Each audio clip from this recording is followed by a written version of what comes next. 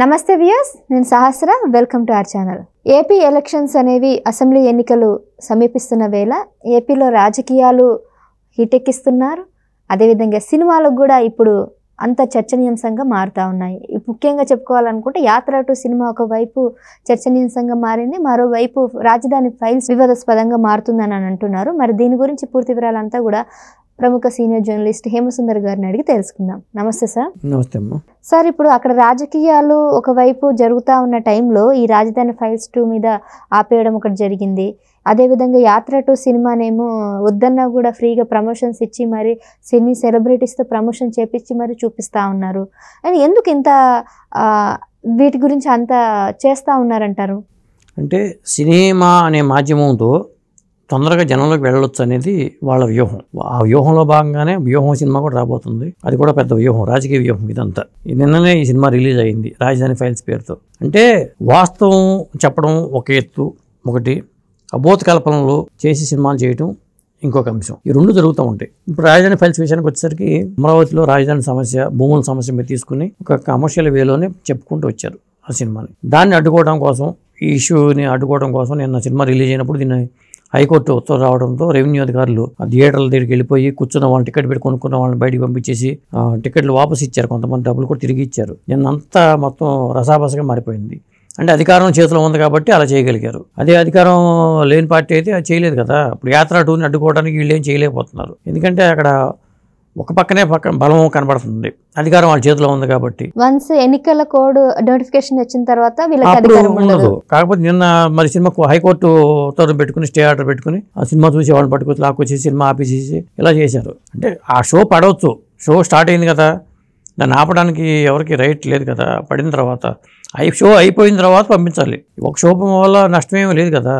అవును, సినిమా మధ్యంతరంలోనే ఆపేసి పంపించి థియేటర్ నుంచి బయటికి పంపించారంట. అది జరిగింది అక్కడ. అంటే ఏపీలో మాత్రం సినిమా రిలీజ్ కాలేదు, తెలంగాణలో సినిమా రిలీజ్ అయింది.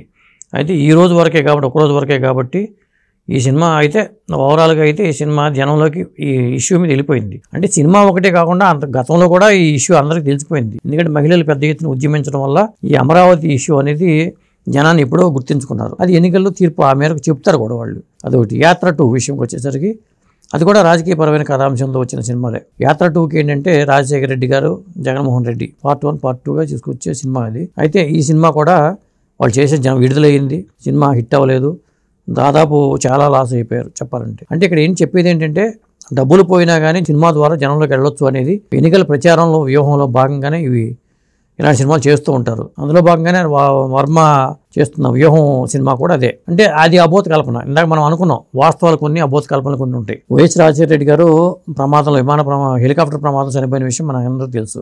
రాజశేఖర రెడ్డిని కుట్ర చేసి చంపారు అంటూ చిత్రీకరించే ప్రయత్నంగా వ్యూహం అనేది రూపొందింది.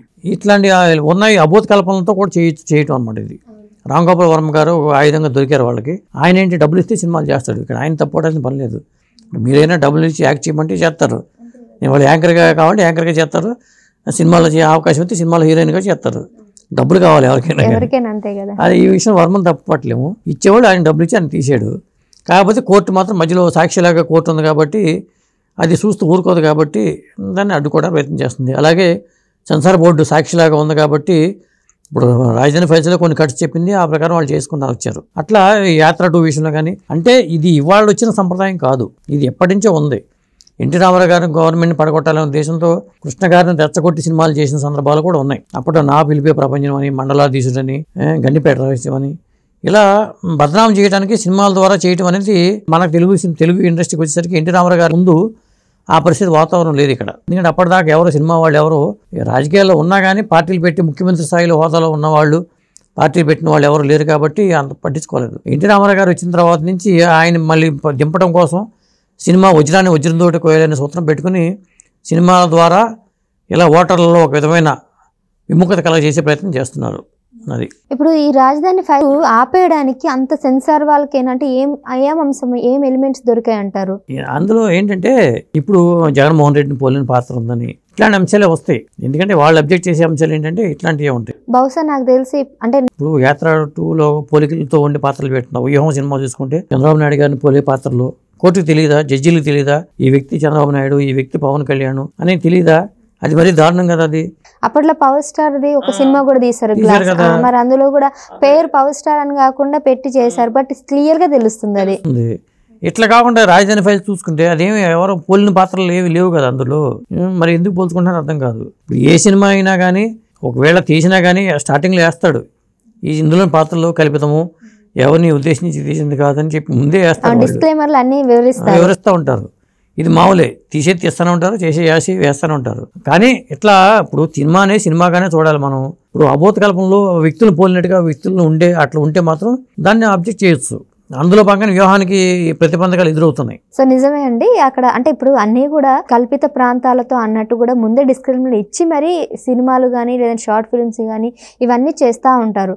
సో అయినా కూడా అబ్జెక్షన్ పెట్టి ఆపేయడం అనేది కరెక్ట్ కాదని అంటున్నారు. సో ముఖ్యంగా ఈ రాజధాని ఫైల్ సినిమా ఆపేయడం వల్ల రైతులందరూ కూడా ప్రొటెస్ట్ చేస్తున్నారు. మా సమస్యల గురించి చెప్పుకోవడానికి ఒక సినిమా వచ్చింది, ఇందులో అంత తప్పేముందని చెప్పేసి వాళ్ళు కూడా దీని మీద వివాదానికి తెరలేపారనమాట. మరి చూద్దాం, ఈ సినిమా ఈరోజు రిలీజ్ అవుతుందని అంటున్నారు.